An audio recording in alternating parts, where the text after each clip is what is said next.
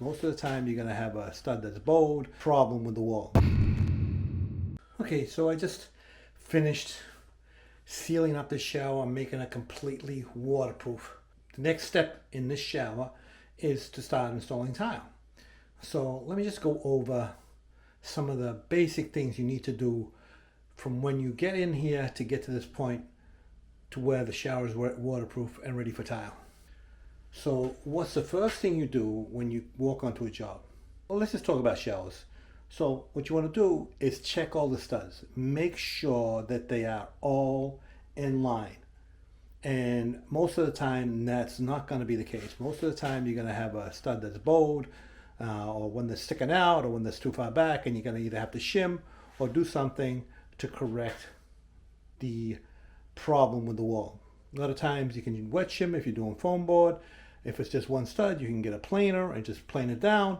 Other times you might have to shim it out with some drywall shims, or you might even have to sister it up with another 2x4 or whatever you have to get that wall all flat. So when you put your level across, all the studs touch. So that's how you know that it's flat. And you're going to do that for all the walls. Once you've done that, then you're going to have to decide what kind of system you're going to use. If you're using Durock, the previous steps do not change. You still need flat walls. So if you're going to use a cement backer board, then you're going to put up your cement backer board according to directions, and then you're going to tape the seams and waterproof that with some liquid applied waterproofing membrane or some sheet membrane. That is why I like foam board. You put it up, it's waterproof. The only thing you need to treat are the seams and the corners.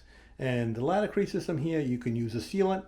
If you're using Schluter, you have to use banding. Either system works perfectly fine, and I've used both systems countless times.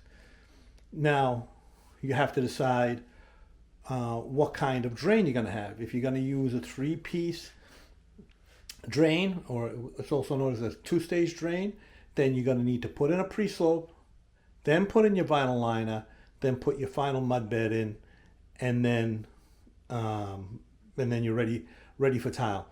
You make sure that if you're putting a vinyl liner in, that you do not put Durock on the curb, that you mud that, or use some curb overlay, or use some other system that that you can use to fill it with mud. There's many different options for that.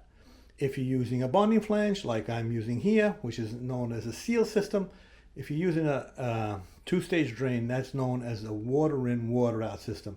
If you're using a bonding flange like a Schluter or a Flowflex or even a latticrete drain, there's several different ones. You don't need a pre-slope, your mud bed or your foam, because a lot of times you can use foam trays with these systems. I always use mud, but whatever you're using as your slope to the drain, the bonding flange is going to be the key to that system. This is a bonding flange. I actually used the Flowflex here. I'll show you a picture of that installed. But now this is all completely watertight and ready for tile. So that was not I probably missed something somewhere, but that's basically the steps that you need to take to get to this point. Once you're at this point, then your tile layout takes precedence, and you're going to have to figure out what your tile is. In this case, it's a 4 by 16 inch subway tile.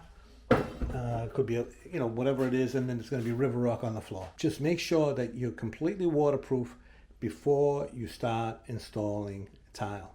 I have many tutorials and how-to videos on my channel, so check it out. Everything I talked about here, I have very detailed videos about all of them, so check it out.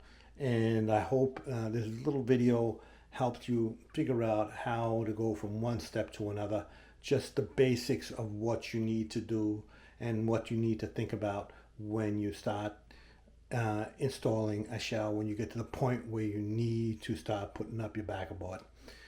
Anyway, don't forget to subscribe, and don't forget to ring that notification bell. Thanks a lot.